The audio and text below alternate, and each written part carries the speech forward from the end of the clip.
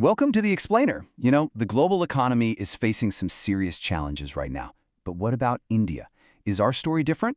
Today we're going to deconstruct the RBI's latest economic report and pull out all the key facts and figures you are absolutely going to need for your exams. Okay, so this is really the big question the whole report is trying to answer. And it's a fantastic theme for any descriptive answers you might have to write. Just how strong is the Indian economy when the world around it is so uncertain? Well, the report gives us some really fascinating clues. All right, first things first, let's zoom out and look at the global picture. Because, India's economy doesn't operate in a bubble. Understanding these outside pressures is absolutely critical to getting the full story. Now here's a key piece of jargon for your notes, the Economic Policy Uncertainty Index, or EPU. The report points out that this index went up in the U.S. because of worries about trade and government finances.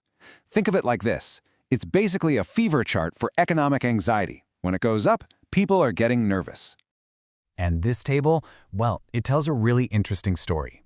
Look at the world growth projections from both the IMF and the OECD. They're slowing down to 3.2%. But then, shift your eyes to the India column. See that? Both of them have actually revised India's growth upwards. This is that theme of resilience in action, and they say it's all thanks to our strong domestic demand. This is a killer data point for any answer. So what's the big takeaway here?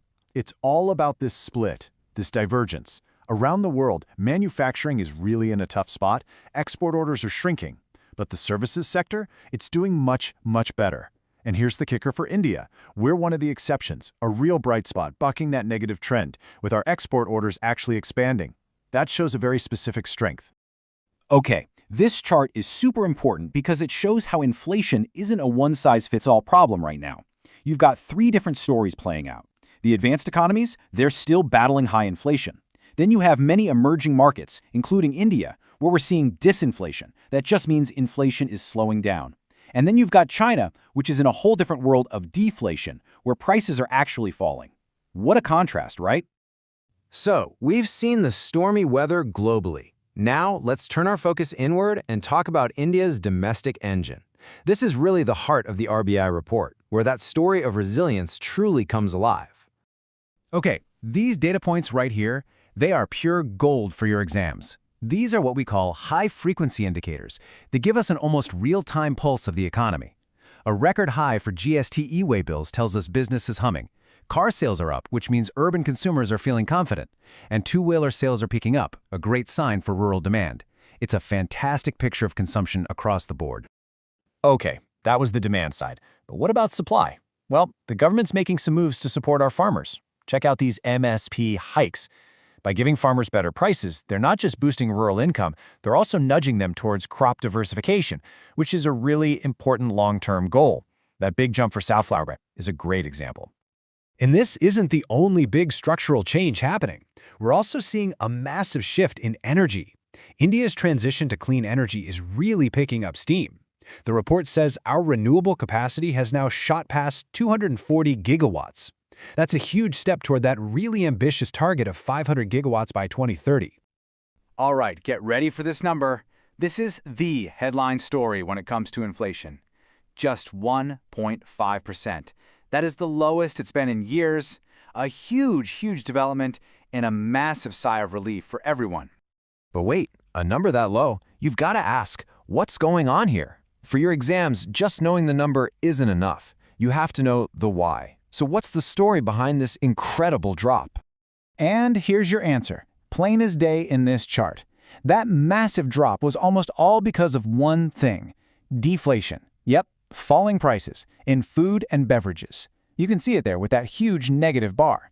It pulled the entire average down, even though other parts of the economy were still seeing prices rise.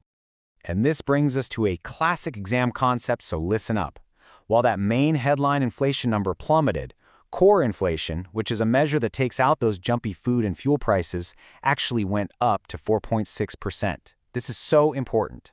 It tells us that even though the headline number looks great, there's still some underlying price pressures bubbling away. Remember that difference. All right, let's switch gears and look at the financial plumbing of the economy. How is the RBI managing all the money, the credit, and the interest rates? Let's dive in. So, what's the RBI's main job day to day? Well, it's all about managing liquidity. That's just the amount of cash sloshing around in the banking system. Their goal is to make sure the interest rate banks charge each other for overnight loans stays right next to the RBI's main policy rate. And there's a special name for this target. You'll definitely see this on your exam, the WECR, or Weighted Average Call Rate. The report says the WECR has been hovering right around the 5.5% policy repo rate, and that's a thumbs up, a clear signal that the RBI's management is working exactly as planned. Now this table is super important. It shows us something called monetary transmission. Basically, how well do the RBI's rate cuts actually reach you and me? And look at this. When the RBI cut its rate, the loans that are linked to an external benchmark, the EBLR, saw the full cut. But for other kinds of loans, the pass-through was much, much slower. Understanding this uneven transmission is a really sharp analytical point. So, where's all this bank credit actually going? The report gives us a great breakdown. And for your exams, I've got a super simple way to remember the four main drivers.